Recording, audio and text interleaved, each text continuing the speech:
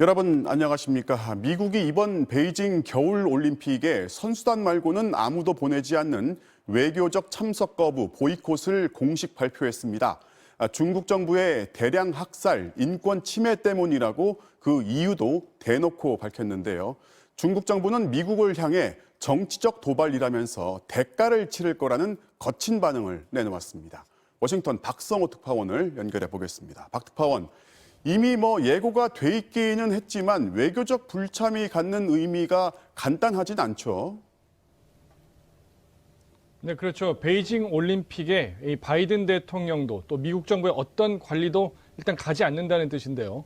2018년 평창 올림픽 때를 한번 떠올려 보시죠. 당시 아베 일본 총리를 비롯해서 21개 나라 정상들이 왔었고 미국에서는 펜스 부통령이 사절단으로 왔죠. 그렇게 잔치집에 축하 인사 보내던 관례를 이번에는 따르지 않겠다는 겁니다. 운동선수들만 보내기로 했고요. 왜 그러냐? 신장 지구의 위구르 소수민족 탄압, 또 홍콩의 인권 탄압 등을 미국은 계속 문제 삼아왔습니다. 그런 현실을 두고 미국 정부의 대표자들이 아무 일 없다는 듯이 올림픽에 가는 것은 도저히 못하겠다. 이게 백악관 설명입니다. 들어보시죠. As the president has told President Xi, standing up for human rights is in the DNA of Americans. We have a fundamental commitment to promoting human rights, and we feel strongly in our position. 그만큼 중국 정부 반응도 상당히 거칠었어요. 그렇습니다. 미국이 과거에 인디언 원주민한테 저지른 죄까지 거론할 정도로 중국도 화가 많이 났습니다. 대가를 치르게 하겠다. 중국 정부는 이런 말로 반격을 예고했습니다. 中方对美方表态强烈不满，坚决反对，已向美方提出严正交涉，并将作出坚决反制。 네, 그래서 올림픽 이후에 미국이 주최하는 국제 행사에 중국도 비슷한 보복을 할 거란 관측이 나옵니다. 중국 입장에서는 미국이 잔치상에 죄를 뿌린 건데요. 이미 미국을 따라서 뉴질랜드도 외교적 불참을 선언했고요. 영국, 캐나다, 호주처럼 미국과 가까운 나라들도 검토 중이라고 합니다. 다만 일본은 기시다 총리가 국익 관점에서 독자적으로 판단하겠다면서 선뜻 미국 편을 들지는 않고 있습니다. 자, 미중 정상회담을 한 게 이제 얼마 안 됐는데 미국이 이렇게 강하게 나오는 배경을 어떻게 봐야 할까요? 일단 올림픽 불참 요구가 갑자기 툭 튀어나온 것은 아닙니다. 2008년 베이징 여름 올림픽 때도요. 똑같이 인권 문제로 펠로시 하원 의장이 당시 부시 대통령한테 중국에 가지 말라고 요구했습니다. 또 최근에는 인권 운동가들하고 의회에서도 전면 불참해라 이런 요구가 있었고요. 또 무엇보다 근본적으로는 모든 분야에서 중국이 떠오르는 것을 어떻게든 견제해야겠다 이런 의도가 읽힙니다. 다만요, 이 1980년 모스크바 올림픽 때는 미국이 당시 소련의 아프간 침공에 항의해서 전면 불참을 했었는데 그 선까지는 가지 않아서 판 자체를 깨진 않았습니다. 미국도 기후변화 대응, 공급망 문제, 무역 등에서 중국의 협조가 필요합니다.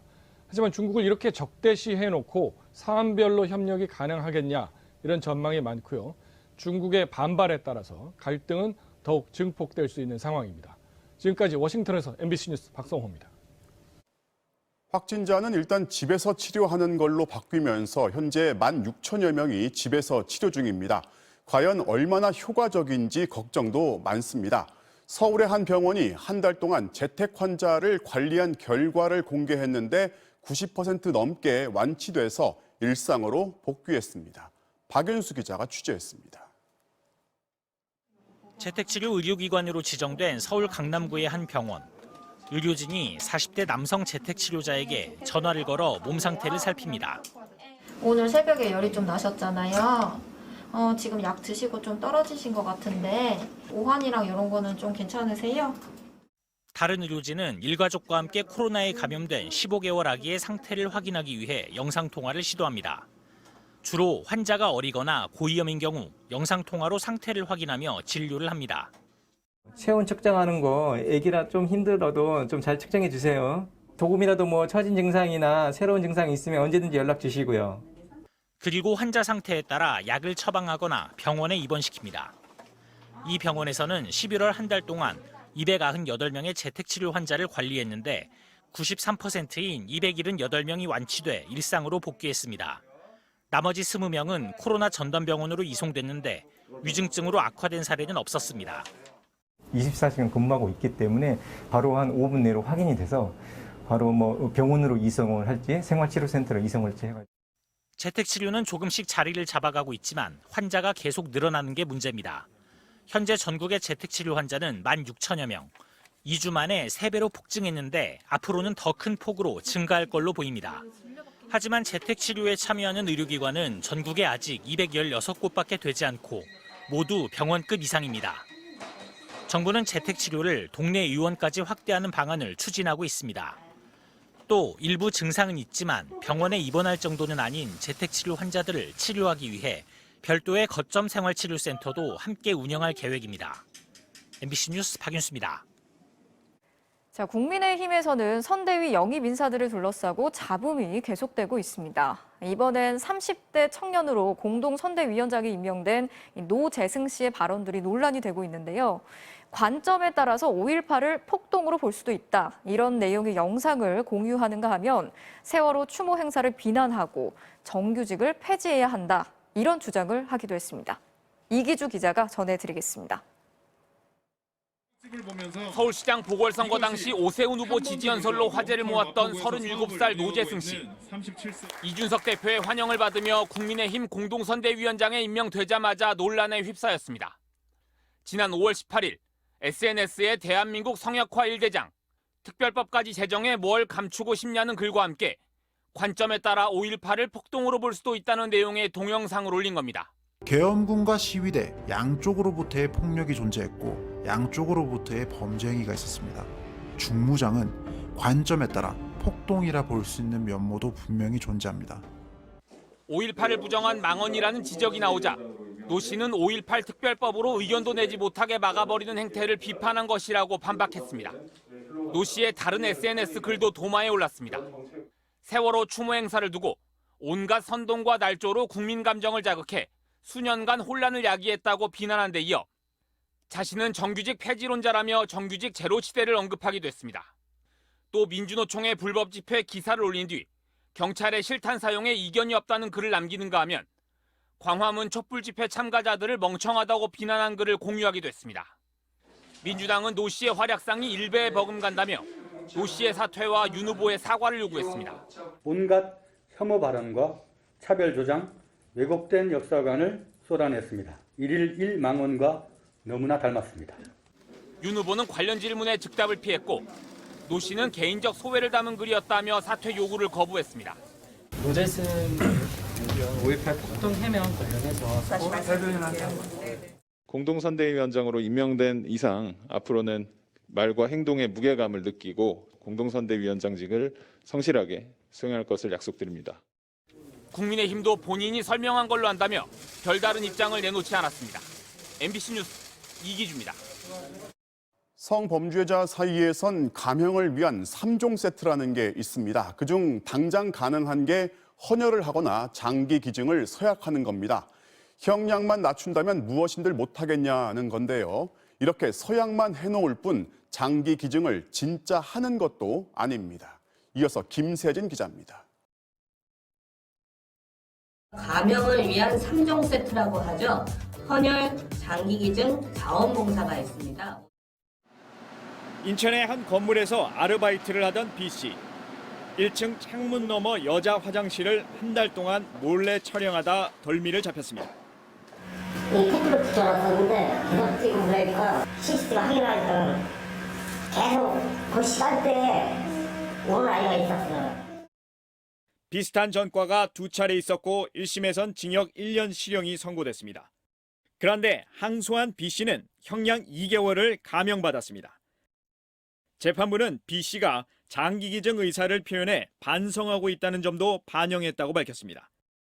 이 약속은 지켜질 수 있을까?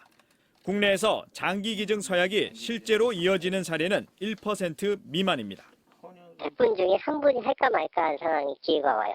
사실 캠페인 차원하고 그 홍보 차원이에요. 그 몇십 년 후라든지 최소한 몇 년 후에 그런 상황이 1% 정도 수준으로.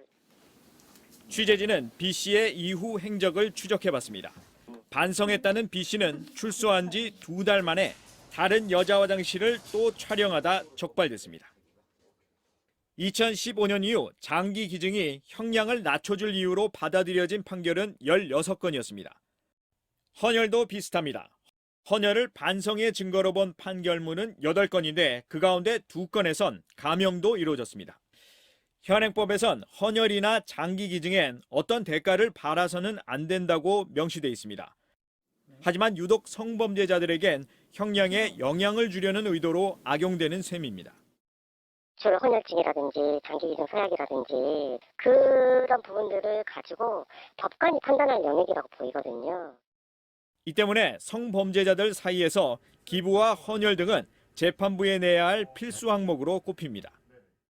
여기는 헌혈이나 장기 기증 서약서 등등 본인이 공공의 이익과 관련된 부분에 의식을 갖고 있는 사람이라는 부분을 충분히 어필하는 것도 좋은 사례가 될 수 있겠습니다. 문제는 판사들조차 기부나 장기 기증 같은 행위를 판결에 기계적으로 반영하곤 한다는 겁니다. 사람의 내심에 있는 거잖아요. 그걸 어떻게 파악하겠어요? 그 자료가 실제로 어떤 진실성이라든가 아니면 진짜 얘가 어떤 마음속에 나온 건지 전혀 알 수 없는 상태에서 그냥 형식적으로 판단하는 게 많다고요. 진정한 반성이란 모호한 양형 기준이 성범죄자에게 사실상 면죄부를 만들 기회를 주고 있다는 비판이 계속되는 이유입니다. MBC 뉴스 김세진입니다.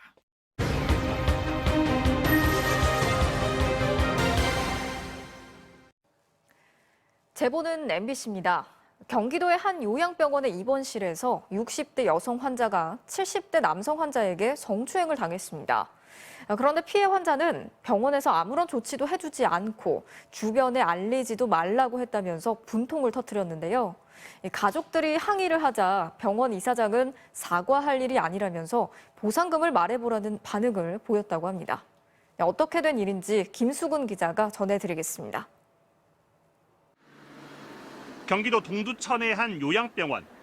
지난달 29일 밤 11시 반쯤 한 60대 여성 환자가 잠결에 눈을 떴습니다. 누군가 병실에 들어와 몸을 만지는 걸 느꼈기 때문입니다.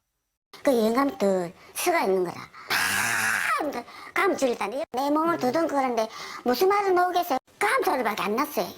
고함 소리에 당직인 남성 간호사가 달려와 가해자를 데리고 나갔는데 가해자는 맞은편 방 70대 남성 환자였습니다.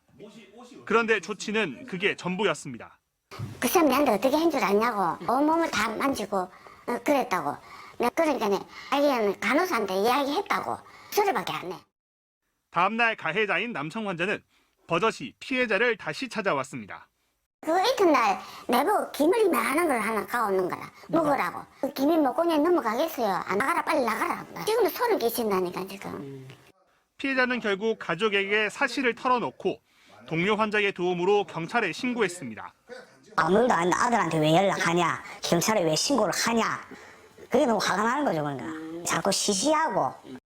가해자가 그대로 입원 중이어서 오히려 피해자가 불안한 나머지 퇴원을 해야 했습니다. 가족들은 퇴원 날과 다음 날 병원을 찾아갔지만 책임자 누구도 만나주지 않았습니다.